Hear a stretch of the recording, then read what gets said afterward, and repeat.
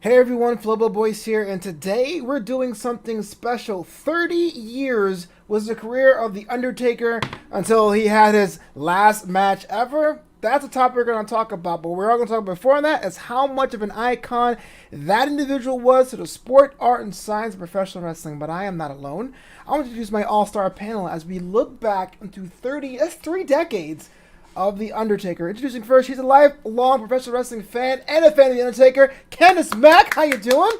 I'm good. I'm good. I'm good. Thank you. So glad you're part of the festivities. And also, we can't do this without the resident wrestling genius, George Hermoza. How you doing, sir? Oh wow, That's, I'm a genius. That's You're awesome. a genius, man. You're an intellectual. And last but not least, he is the American badass. Give it up for Josh Alonzo. What's going on? More like the Boyle Heights badass. I'm looking like a cholo over here. Either way, I won't take the last ride, man. I don't know about you guys, but Survivor Series kind of rolled up on me, man. It kind of came fast this year, Yeah. but they're telling me it's 30 years of The Undertaker. And one, I feel really old because I remember when he debuted. Right. And two, I mean, this guy, this man, Mark Calloway has done so much in not so much the in-ring stuff, but the character stuff, the locker room leader stuff. Just let's go around the room. Let's talk about general impressions of what the character means to you. Start with you, Candice. I mean, The Undertaker. The first time you hear that word, what do you think about? Woo! Icon, legend. I mean, there's so many words that goes through your head when you hear that word. I would just say great presence. Yeah. Just the way he carried that character, the storyline, the matches, which we're going to talk about, the way that you might as well say he also kind of helped change pro wrestling a little bit, if you want to go there in the structure. Bold claim, but true. Yeah. I mean, come on now. Like, but let's think about some of the matches. I mean, casket matches. We had, the fire match. I mean, just again, great presence in and out the ring. Sure. I agree with you. Josh, I mean, dude, you're the American badass right now. I mean, that was right a now. very sliced out part of his career, and I would think we'll get to it in a little bit, but I would think that was actually one of my favorite eras of The Undertaker. What does it mean to you, man? That's actually the era that I got into wrestling. I mean, I'm more than sure I'm the youngest of the crowd right now. So Thanks, when appreciate it. Yeah. And thank you. Sorry about that. But when I was Nice. a kid, I started watching wrestling at around '99, so I was like 7 years old at the time, and that was like pretty much at the beginning of more or less of the American Badass gimmick right there. And so that's where I kind of fell in line with that, and that's where I became a fan of his because of that. Now, a lot of people might not look at that as the greatest Undertaker period, but I hold that in just a sentimental note because that's when I got into pro wrestling, and that's when I really got into the Undertaker as well, and that's where I liked him as a character. And we saw him pretty much evolve from there, and it kind of evolve into his previous gimmick and added little hints of the American Badass gimmick. And so it definitely holds a lot of reverence to that, where people still hold his character and him as a person in such a high regard over these years. Quick follow-up question, Josh. Do you split American Badass and Big Evil, or do you combine them as you're saying that? I would combine them. They're more or less kind of just like melding into one. So he kind of went for a biker gimmick, and then he went to a biker gimmick kind of 10 times more eviler. So more or less just like a best way I can describe it is just these outlaw motorcycle gangs, and just to really taking that notch of just like outlawness and just really just smacking it into people, He's like, I'm not evil enough. That's crazy. Exactly. There you go. Yeah, George, what do you think, man? Oh man, he's one of the best. Like I still kind of get goosebumps just knowing that. Whenever I watch back stuff on the network, and even now, like knowing that there's a possibility that he might do maybe one more match, whether it's Boneyard or whatever. But it just like we all want it, but. I mean, I'm at peace if he really is retired. But either way, he's like, even if he just shows up to say hello, like that dong, like just constantly just gives me goosebumps on a regular basis. Yeah. Yeah, it's a rock star status. Now, there are rumors about another match in the can, but as of right now, the Boneyard match is the last match The Undertaker does. If you consider it a match, I do. There's some wrestling purists who are like, there was no turnbuckles, that doesn't count. But I do. And plus, it was coupled with the Last Ride documentary. George Ramos, let me ask you this. Was AJ Styles the right guy, and was this the right match if this were to be the last match, like you said, if he were to walk away? I'm going to say no. And this isn't taking anything away from the actual Boneyard match. It was amazing. It was fantastic. But just what we know about The Undertaker, we always think about guys like Kane or something to that extent. And for years, even since WrestleMania 31 in San Jose, we all wanted him to kind of pass the torch. And there is no better guy right now to pass the torch to than a Bray Wyatt. So I would have liked for not to say that he had to, lose or go out on his back, but just a crazy transition of just, here's the guy, the legend. Now let's see what you can do with, the dark side, I guess you can say. And we've kind of seen that with Bray Wyatt. So I would love to have had like a kind of a fusion of Boneyard and Firefly Funhouse roll into one to kind of cap off especially with the way the Firefly Funhouse was for a John Cena, where we kind of saw a career retrospective. I would have liked to have seen that for The Undertaker, or at least to see what kind of creativity they could have done with it being, if it was his last match against Bray Wyatt in the Firefly Funhouse. Yeah, Candice, you were nodding when he said Bray. Do you agree with that? I agree with that, because you think about it right now for this era, Bray Wyatt is the creative gimmick is what's selling the character, and he is a good wrestler. I agree. I would have loved to seen that. And if, who knows, next year, maybe WrestleMania. Yeah, just with saying. people. Fingers crossed. Yeah. Right, with people, because if you think about it, I mean, like you said, to pass the torch. Nothing against AJ Styles. That was a great technical match. That was great. That was fantastic. But it just felt weird. I can't really explain it, because it would have been more suitable like AJ versus Cena. Right. Bray Wyatt and Undertaker. Now that's the money. That is the money, because you have two wrestlers whose gimmick works in that situation. Like you said, to see Boneyard Match, Firefly retrospect of what the Undertaker could have, should have, would have been, and also have Bray Wyatt face his demon, his fears of being gone, buried alive, set on fire. I'm not opposed to the idea, but Josh, what I liked about the Boneyard match though was it was every version of the Undertaker at once, right? He kind of physically looked the American Badass, but his moveset was classic. He had a little of the pacing of the 1990 debut Taker. My takeaway was a very weird year and a very weird WrestleMania. It stuck out as one of the top matches of that weekend. It did. Yeah. Yeah, and then interesting point when you said it kind of mixed personalities to it. If we think back to what the documentary said, even he said it himself, it was just mixing of three personalities. The mixing of the original Undertaker gimmick, the American Badass, and himself as well. So you're mixing three of those personalities together to really get like the pinnacle Undertaker. I guess we could say the ultimate Undertaker in a sense for that match. Because there were some points in the promos, if we all remember, that it got really personal between back and forth in some of the promo work. So we have to include that aspect of Mark Calloway, the person himself. I'm pretty sure if some regular schmo would walk up to his wife and start talking all that mess, you're going to get a fist from me and Mark right there. So right. Mm-hmm. And I want to add too, just because what we saw with Bray Wyatt, pretty much the match that we saw this year at WrestleMania was kind of, the genesis of that was WrestleMania 30. So I would have liked to have kind of Bray kind of gone year by year to get kind of his payback wins. We saw Cena. So now I would have liked to have kind of seen, well, the following year at Mania, he faced Undertaker, he lost. Now it's time to get that win back. Yeah. So, taking a step back, though, the Undertaker is synonymous with a lot of things, but WrestleMania is one of them, right? And the streak was a big part of that. Not saying anything no one's ever said before. With the streak broken, I do think the Boneyard match was one of the bigger ones post-streak, but you can't deny how long that streak sold tickets on its own. Yeah. He was an attraction. Let me start with you, Josh, this time. The WrestleMania streak, at what point was it for you where you were like, okay, this guy's going to deliver each and every single year? Were there any opponents he had that stuck out for you? Any matches that stuck out for you? I think the opponent that really stuck out to me, kind of in retrospect, makes sense as someone that's legitimate that could beat him. Well, actually two, if you think about it, is Batista and CM Punk. Batista, we all know him as a powerhouse. He has that strong set. type of moveset and everything that could rival The Undertaker, and of course The Undertaker beat him out. And then you have someone like CM Punk, who was red hot that year and really on his way to becoming even more of a superstar, I think, in my opinion, even bigger than Stone Cold Steve Austin.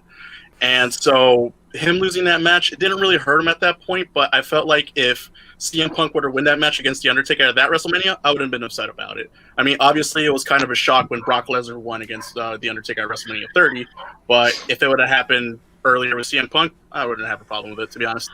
Candice, why are you side-eyeing Josh? What's with the side-eye? Why? No, because it still hurts. It still hurts about Brock Lesnar being the one to end the streak, and it just. Thing.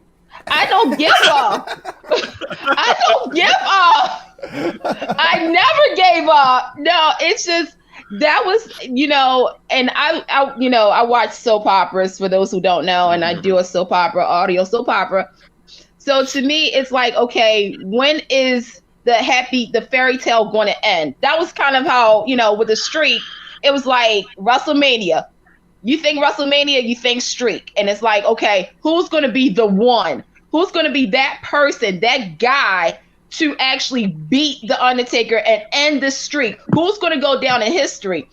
But I'm going to tell you, every year when he comes through those curtains, and first and foremost, the entrance, that's award-winning right there. It's like, okay, it's WrestleMania. Okay, let's see the entrance. I don't care about anything else right now. Like, okay, here we go. Yeah. But I just, oh God, when Brock it's like, I don't know about you guys, but that like hurt me. That hurt my heart. That hurt my soul. I felt like I was at the stadium when all that happened. I cried. I really cried for like a whole hour. I was like, no. I was like, before I get to my feelings about the Brock Lesnar match, was there a match, WrestleMania match that you dug and a favorite opponent for The Undertaker in the streak years? Ooh, I mean Triple H. That the first one. The 17? First one. Yeah, 17. I think that was because, here's the thing. The Undertaker's faced everybody, pretty much. But there was just something about this. A couple of people. I mean, with Triple H, though, it was just, again, two legends, two future Hall of Famers. We all know this. Going at it and doing a little old school. If you think about it, I mean, it wasn't a lot of, nowadays with all these wrestlers, it's about the gimmicks. It's about gimmicks and not the technical wrestling of it all. And to me, when I saw this match, I was like, okay, Paul, Mark. Okay, let's go. Let's see what you got. And it was a really good, solid match that could have went either way. But that was one of my favorite matches. Is there another person that could have? Not Goldberg. Hell no. That was her match. Let me ask you this, George, because you have the encyclopedic knowledge of professional wrestling. WrestleMania Streak with The Undertaker. Any opponents you liked? Any ones that disappointed you? Any ones that had inklings of being better? The Nathan Jones here does not count, because that was a total different thing. But just on your side of the thing. Let me just start off by saying I think one of the biggest misconception is, the streak. The streak was broken. And I'm thank you for having me because I want to be able to say this on a public platform. Please. The streak was never broken. He still won 21 straight WrestleMania matches. Like, yes, his undefeated record ended, but the streak still exists because it didn't go away. Like, the Heat won like 30 games like 6 years ago. That streak is still there. Undertaker still won 21 straight WrestleManias. So the streak, again, I'm going on record, the streak has never been broken. But how in the world has nobody mentioned the greatest match of all time? Not of WrestleMania, not of the last 20 years. Undertaker versus Shawn Michaels, WrestleMania 25, or shall I say, the 25th anniversary of WrestleMania, whatever they want to call it. Yeah. But that is hands down the greatest match I've ever seen. Their following year was a fantastic match, and it's still, to me, like, that's a match that everybody should watch if anybody wants to strive to be a wrestler, because those two, you couldn't have had a better match between literally two of the biggest superstars in the history of professional wrestling. I agree with you. I'm partial to 26 because I saw that one live. But those two matches back to back with a perfect, like, hey, not to brag. I mean, I'm just saying, every WrestleMania fan has to make that pilgrimage. That was a little brag right there. That was no. I feel as though it was a brag. No, that was a brag. I think that was a brag. I was at 31, but I didn't say anything. I'm just throwing it out man, there. what I'm saying is, I know Goodfellas is a better movie than Casino. I like Casino more. I know the 20th anniversary is a better match. I just prefer 26. I'm just bada boo. You know what? Forget you guys.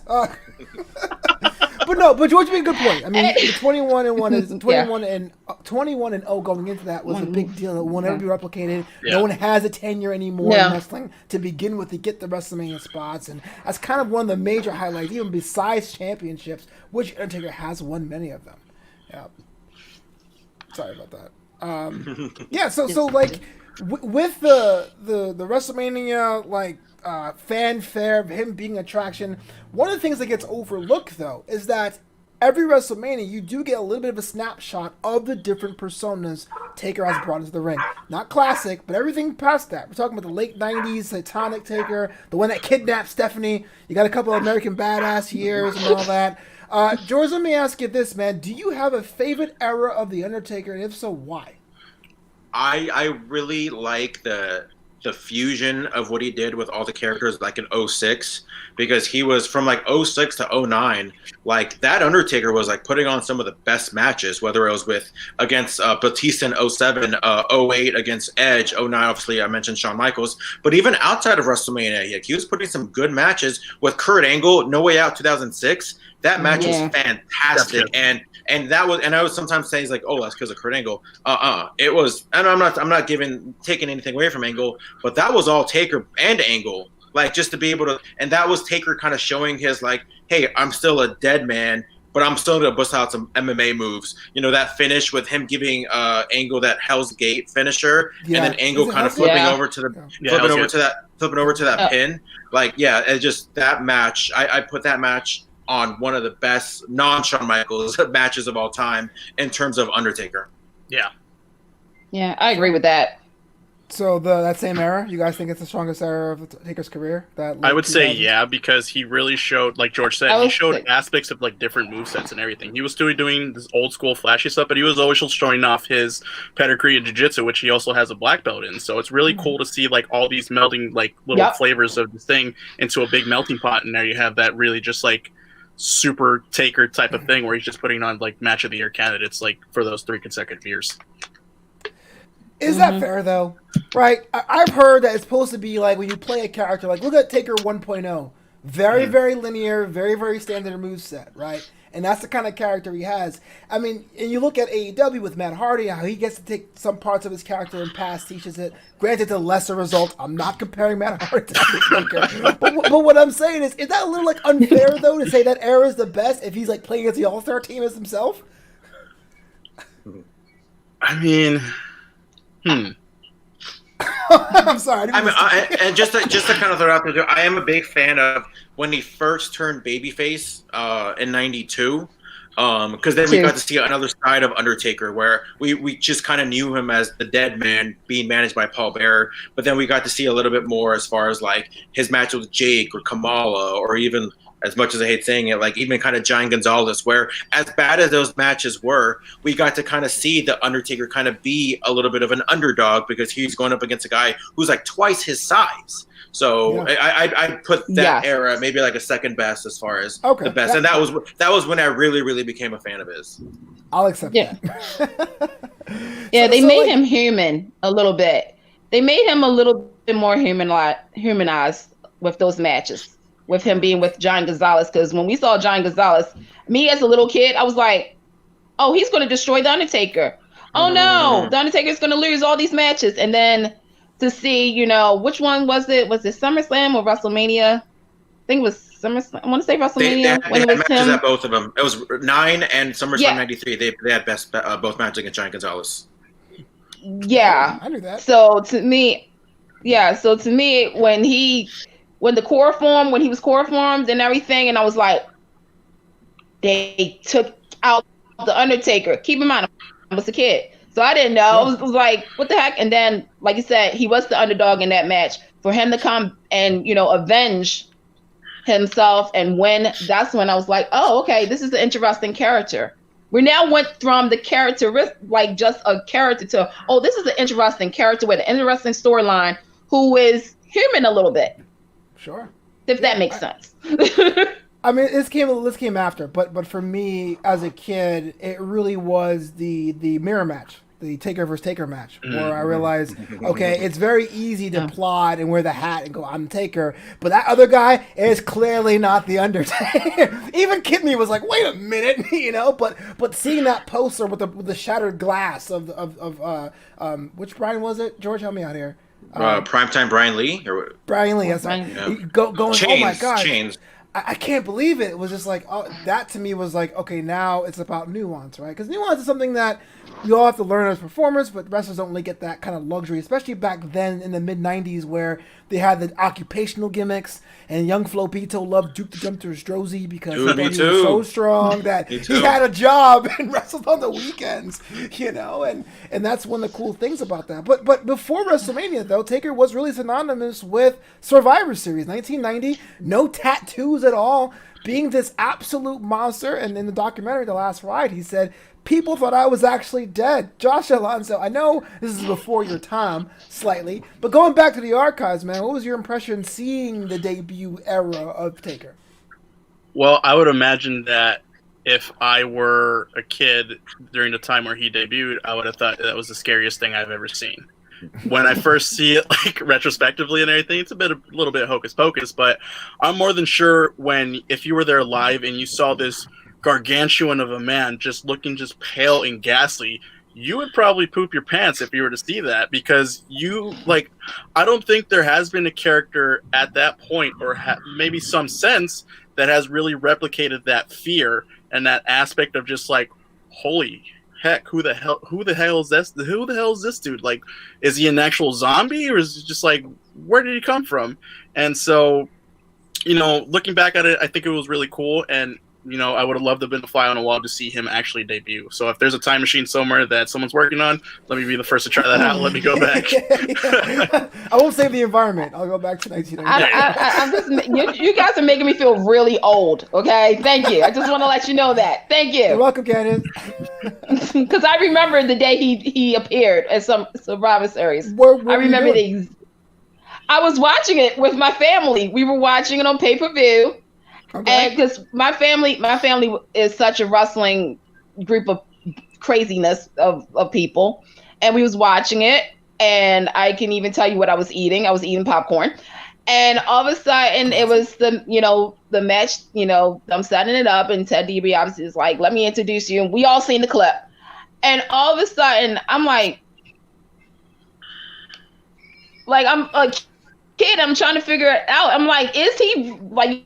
You guys said, is he dead? Because I heard the funeral music. I saw Brother Love, and I was like, who the mess is this person? I'm like, and I'm here. I mean, it chills. Like, I couldn't even sleep that night.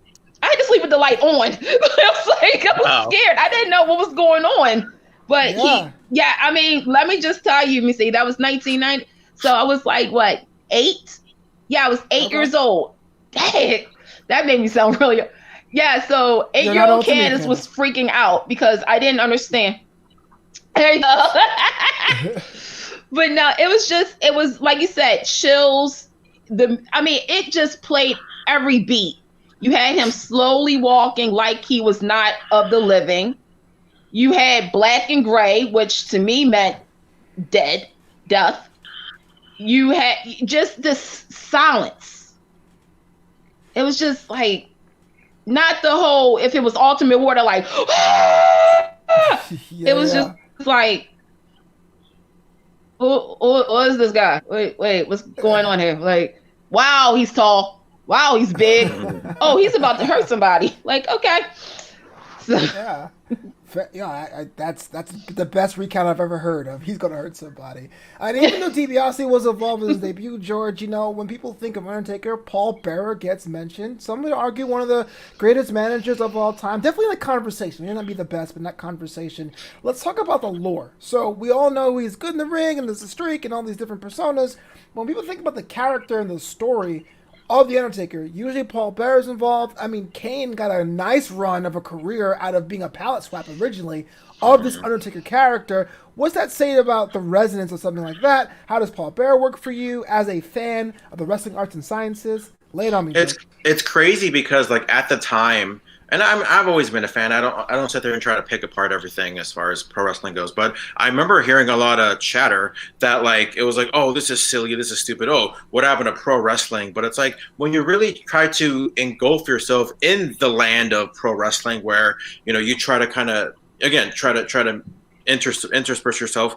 It's like, okay, this is actually kind of genius. It's like you have Kane, who pretty much had a 20-year plus career. Now he's like a mayor because of that storyline of The Undertaker's brother, and even added on where Paul Bearer was the dad of Kane, and I don't know, I just thought it was genius looking back. I liked it at the time. I remember when Paul Bearer came out, was like, oh, I have a secret to tell everyone. Yes, and then the whole Kane is alive.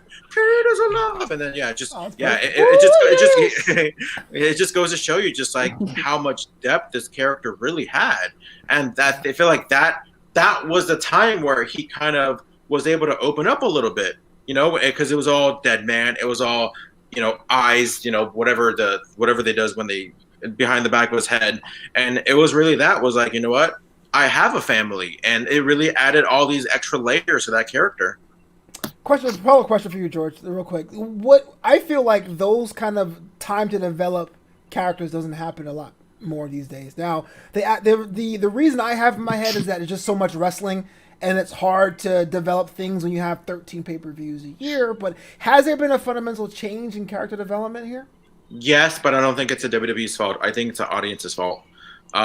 We, and I say we because I'm included as well, are very short-term based, where it's like we want everything now. It's like no longer are the days where we can plan a year ahead and plan a match out that far ahead. It's all, what can you do for me now? I think, and I don't want to get negative, but I think wrestling fans are kind of spoiled a little bit because we get so much of what we want. Yet we're not willing. And I say we because I'm including myself because I don't want to single anyone out. We want everything, but we're not willing to wait for it. So I think that's not the WWE's fault, because I'm sure if it's up to them, I'm sure they would like to have a long-term structure as far as not being able to change things on the fly. Gotcha, Josh. I gotta ask you, man. You just seeing the excess parts of the Undertaker character. I mean, by the time you got into wrestling week to week, there was the Ministry of Darkness, the corporate ministry too. I watched that episode of SmackDown. Having such characters to live off the heat, live off the aura of Undertaker, and have careers themselves must be pretty rad. I mean, no one was clamoring for Midian before, no. or not even naked Midian. Well, I mean, what's to say about the power of that character in that era, in the late Attitude Era period? I mean, it's just a testament to how he was as a performer. Like, who himself is dedicated to perform a character, stay in character, stay away from the light and everything for over 30 years, including with the latter end of it with the rise of social media and everything. It is super hard, especially for a lot of wrestlers nowadays, to really have a private life because, it's always information on their phone right there. And so it's really hard to dictate the character and the wrestler now, because you can portray yourself as one way on TV, but then once social media happens, it's a total 180 flip right there. But with someone like The Undertaker, who has consistently, even mentioned in the documentary as well, that he was able to live out his character day in and day out, wearing from black clothes almost every day, and just really not saying much in interviews and just staying just total lips tight. I mean, I can only imagine how hard it is for a person like that, especially for over a long period of time like that, because you really want to have ideas and just like how to portray yourself, personality through a character. Yeah. And so, it's a really big testament, especially nowadays, because I really don't think that if the character of the Undertaker were to debut now, I don't think it would have that much strength and resonance as it did when it first debuted in 1990. Ooh, good point. No. So, Candice, in the last year or so, we see Mark Calloway a lot more. I mean, as this is being recorded this week, he's going to be on the Hot Chicken Show, Hot Ones, eating hot wings on a camera. Like, I couldn't imagine that happening 2, 3, 5 years ago, with the advent of kayfabe. Just as someone who was a fan, you were there day one. You were there night one, Candice. I mean, how are you taking in this stripped down characters in the corner of my closet version of Mark Calloway? Is it okay? Has he earned it? Is it kind of odd he's waiting so late? What was your take when you started doing the interview circuit? It definitely was weird. Because, again, you have that image of the Undertaker, a man who does not really go out in the daytime or, does the Jimmy Fallon show or any of that kind of thing. He was just this solid character who just kept to himself and kept true to his storyline and his character. Then again, like all things, we all have to grow up. Yeah. And I think, as, from being with him from day one to now, he definitely has earned it.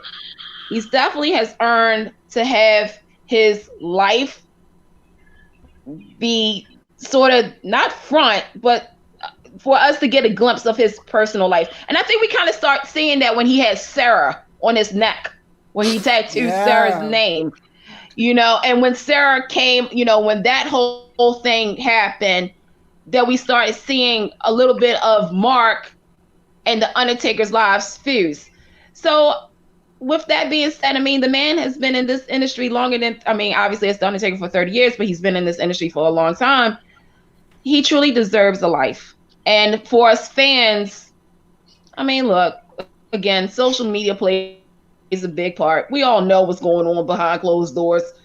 Sure. If it wasn't for social media, then we would be like, interesting. So he's definitely earned it.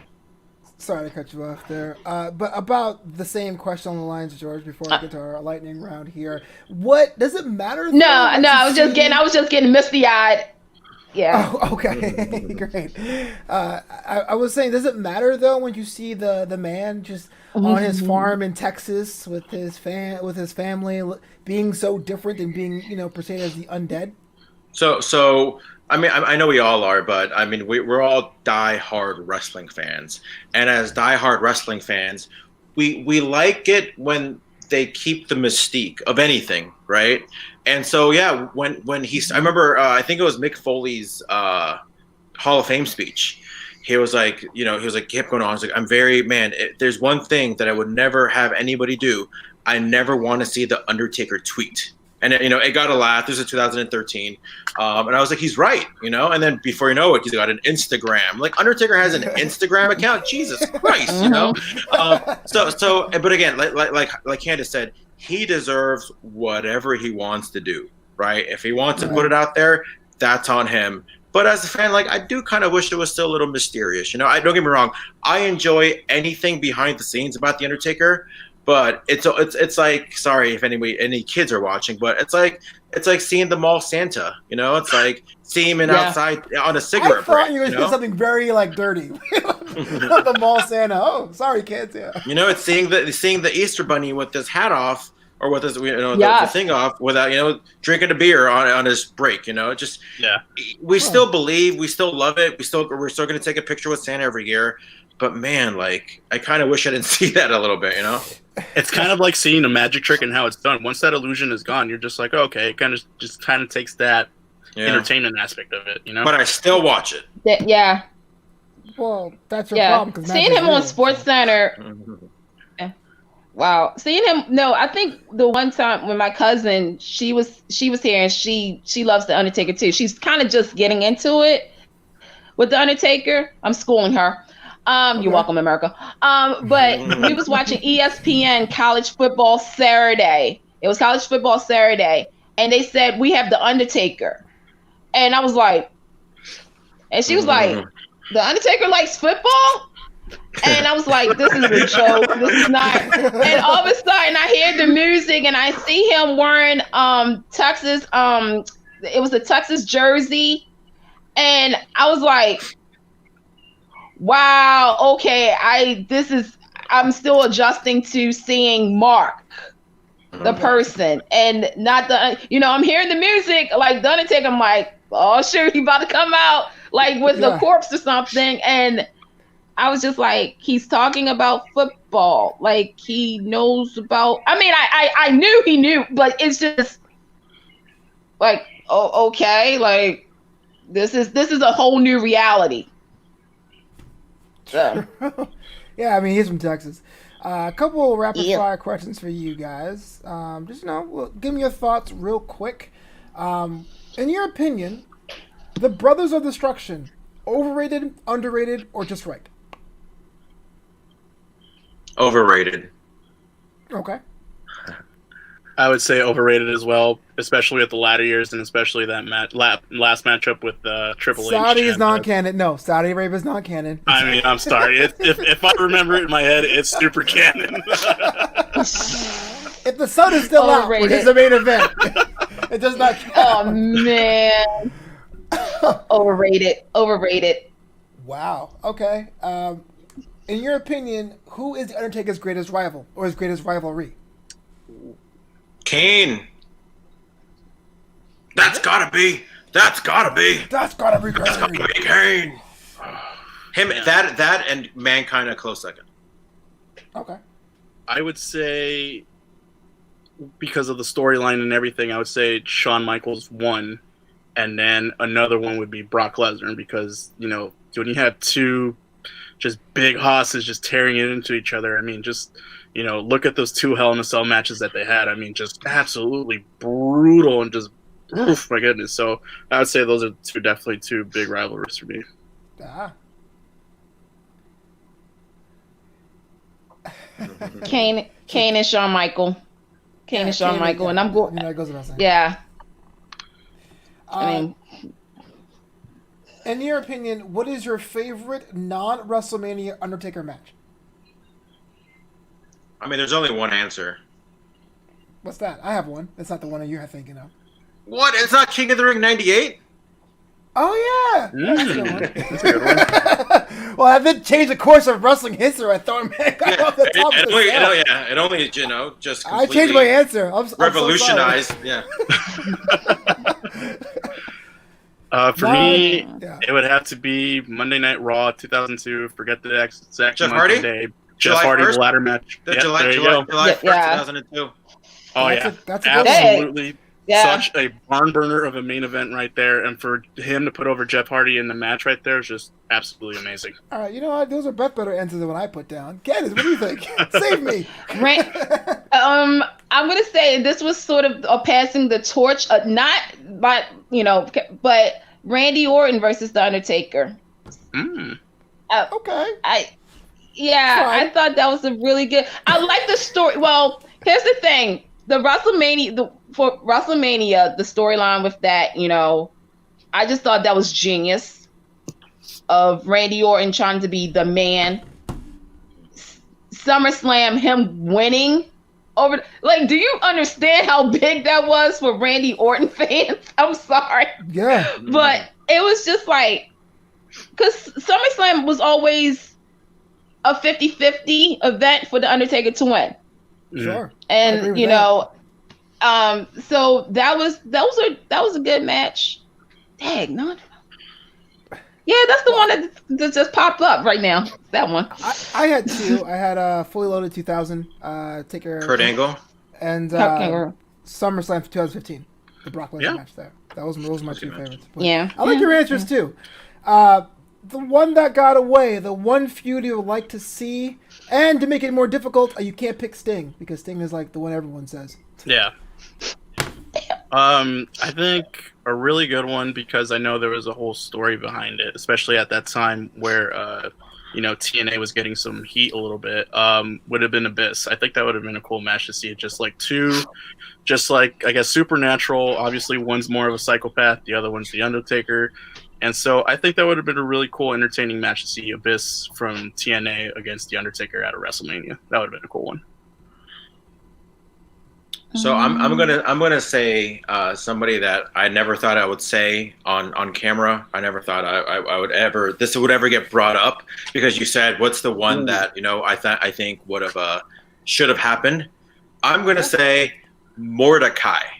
And I know it didn't really work out that well with Mordecai in 2004. But when you see Mordecai, he's all white hair, white beard, all white. He was like on a poster board. I would have loved to seen just kind of the yin and the yang between Undertaker and Mordecai, just, north, south, east, west, just the complete opposite of each other. So I would have liked for them to kind of dive a little bit deeper into that, where you have Undertaker and everything that Undertaker is not, it's Mordecai. Everything that Mordecai is not is the Undertaker.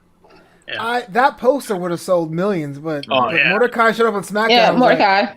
I remember his debut pay-per-view match. It was Judgment Day 2003? 2004. 2004. From the Staples Center in Los Angeles. I was him against Scotty 2 Hotty. That was just a squash match, if you can ever see a squash match live. Yeah, I can imagine a squished match. No, I actually don't have an answer here. I really felt like I'm content with his career. And I know that you can play that game all you want, because my buddy and I were talking about Eddie Guerrero. If he had the long back and forth feud that Kurt Angle had with Taker, how cool that would be. But I'm like, that's a icing on the cake. That's house money. What little we got, I am totally content with. And my final question for you guys, if you can rank the top 3 finishing moves of The Undertaker, because of the different eras to combine them. You're talking about the Hell's Gate, we're talking about the Tombstone, the Last Ride. I'll even get you old school. It's set up move, but I'll give you old school too. Okay, number three would definitely be the Last Ride. It's cool, but it's a powerbomb variation, so that's pretty cool. Number 2, absolutely the Tombstone. Number 1, only because I'm a MMA guy and I love submission and wrestling type of grappling type of things. Both variations of the Hell's Gate. So that would be the original triangle choke that he used and the variation of the Go-Go Plata that he used later on in his career. So I think that would be number 1 right there. I didn't even know there was 2 different moves. I had no idea. I had no idea. Yeah. Last Ride would be for me. Second, Hell's Gate. Let me see. Last Ride, second Hell's Gate, Tombstone. But I want to tie it. I have a tie with that. No, I'm good. I got to really think about that. Okay. If I were to say as like a signature / finishing move, I always liked it when that big 6'9" guy would run and jump over the top rope onto the outside. Number 2, I want to say the Hell's Gate, but I just feel like he took too long to get into it sometimes. So I'm gonna go with the Last Ride. But the number 1, not the Tombstone, but the jumping Tombstone that he did on Shawn Michaels, to really put that exclamation point on Shawn Michaels' career. I love that was the finish of the match. Not just the Tombstone, he jumped as high in the air, as high as he could, while holding Shawn Michaels, and then boom, for that final nail in the coffin of Shawn Michaels' career. With an asterisk, because obviously that crown jewel match, whatever, Super Showdown, whatever. No love for choke slams. All right, that's cool. So this Sunday, the choke slams was always played with different wrestlers. Was a choke slam. They tried to make it like an Undertaker choke slam, but they had their own identity with their choke slam. So yeah, with the choke slam, I would associate that more with Kane more than anything, and maybe the Big Show as well. But the Undertaker, that's more like a signature move. Or the Hurricane, Yeah, or the Hurricane. Yeah. Tegan. Greatest choke slam in the world, the Hurricane. I know they're saying this is the final for Undertaker. There might be a match somewhere on the horizon. That aside, final question. If you had a chance to do one more match with the Undertaker, where is the venue? Where's the opponent? I think you guys mentioned Bray Wyatt, but where is the venue? Would you have this final match if you were in charge of the book, if you will? I would have it at Survivor Series 2020, because that way it can be the 30th year. And if it wasn't, obviously we're in a weird time right now, I'd have it in Los Angeles. Not because I live here, because that was the site of the first Mania, at Mania 7, when the streak started against Jimmy Snuka at Los Angeles Sports Arena. So I'd have it the last match, either that or the wherever Survivor Series 90 was, which I think it was in Miami or Orlando. I could be wrong. Took a word for it. I would say, as far as the neither. venues go, I would say anywhere in Texas, so maybe Cowboy Stadium, or maybe like somewhere down south. You know, hometown win would be totally cool, or a hometown loss. You know, he's definitely old school, so I'm more than sure that to bet that he is going to go out on his back for his last match. Maybe not. I don't know, or Madison Square Garden, because he did mention in the docuseries as well that place has, you know, a lot of resonance to him. Yeah. As far as just his last opponent, you know what? I wouldn't mind him just because I want to see the striking battle. I think 2 opponents would be cool in my book. One would be Aleister Black, and then the other one would be against Shinsuke Nakamura. I think those 2 guys would be a really good exchange of just like strikes and just like really cool movesets right there. So either one of those 2 would be a definitely great match for him. I see the promo packages with Shinsuke, him mocking him, wearing the hat and everything. Mm-hmm. Yeah. Wow. Okay, you said no Sting, right? Damn. I mean, no. For this question, you can. It's up to you. The last question. Okay. Who's this greatest rival? Yeah. I mean, that is the dream match at WrestleMania in Madison Square Garden. It's funny you said that. It would have been Undertaker versus Sting. However, reality for me, it would be Survivor Series. It would have been this year, San Antonio, Texas, Bray Wyatt. Okay. No, yeah, falls count everywhere. No, actually, Hell in a Cell. You would dare move Hell in a Cell away from the Hell in a Cell pay-per-view? Oh yeah, it's my show. I'm the boss. I'll print the ticket to myself. Man, I want to thank you all for coming to this retrospective of The Undertaker. And please, if you guys have the network, go back. There are a lot of hidden gems. We just barely scratched the surface on this monumental career with, I would say, one of the best characters in professional wrestling of all time.